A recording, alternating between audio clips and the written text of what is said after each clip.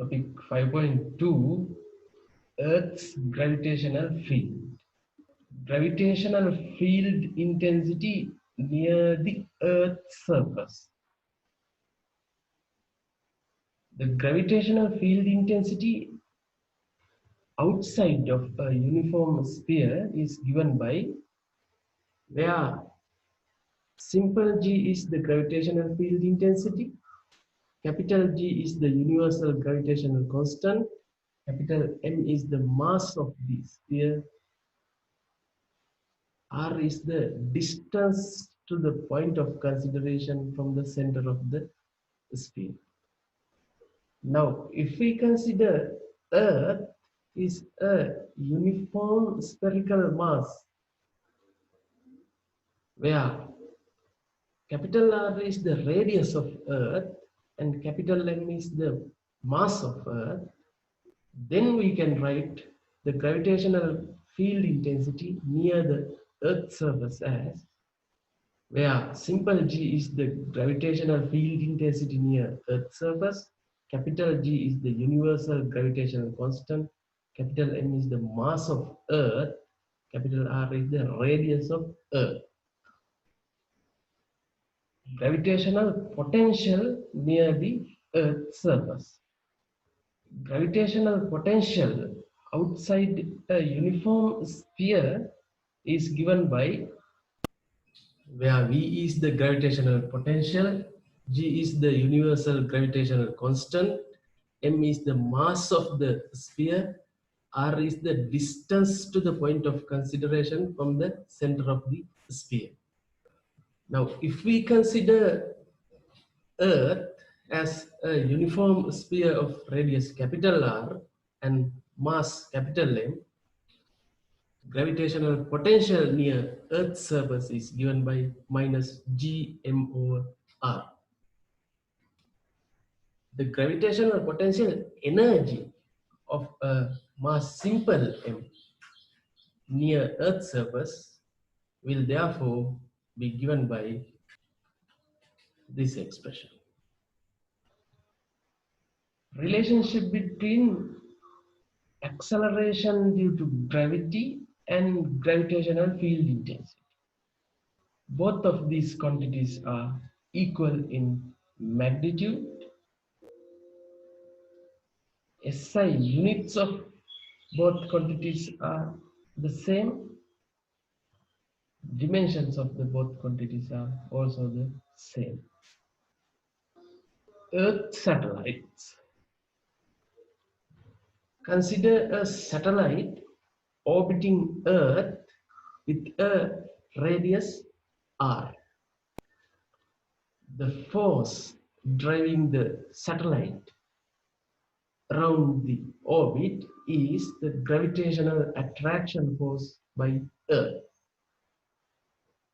If we apply F equals ma towards the center of Earth, we get V equals square root of Gm over R, where V is the tangential velocity of the satellite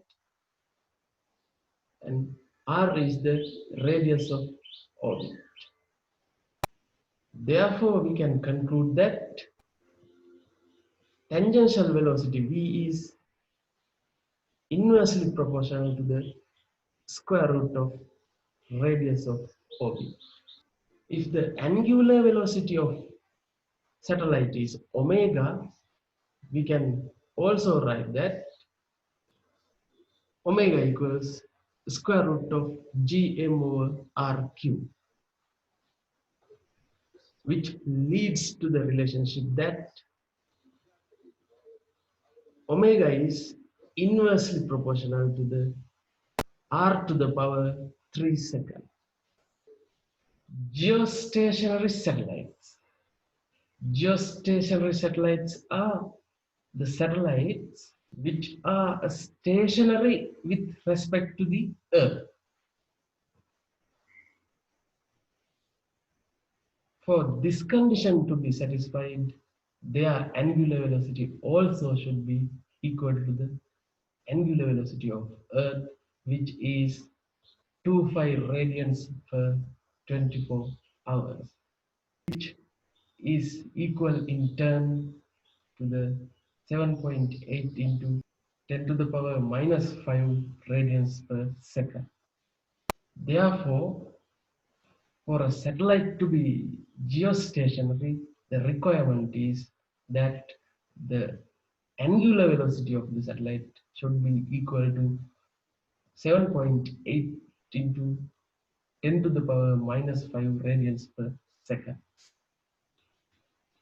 Since omega equals square root of gm over r cube, by substituting the values of universal gravitational constant g, mass of Earth m, we can find out the value of radius of orbit for a satellite to be geostationary.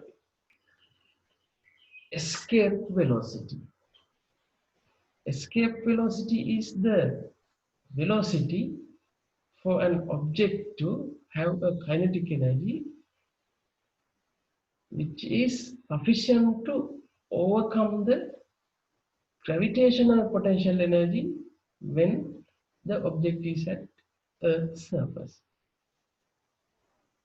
Therefore, we can write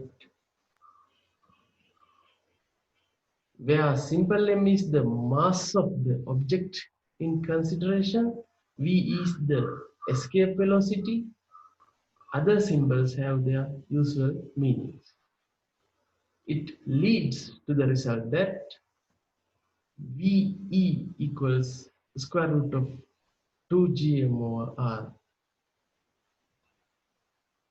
Therefore, we can see that escape velocity does not depend on the mass of the object in consideration, but it depends on the mass of Earth and radius of Earth.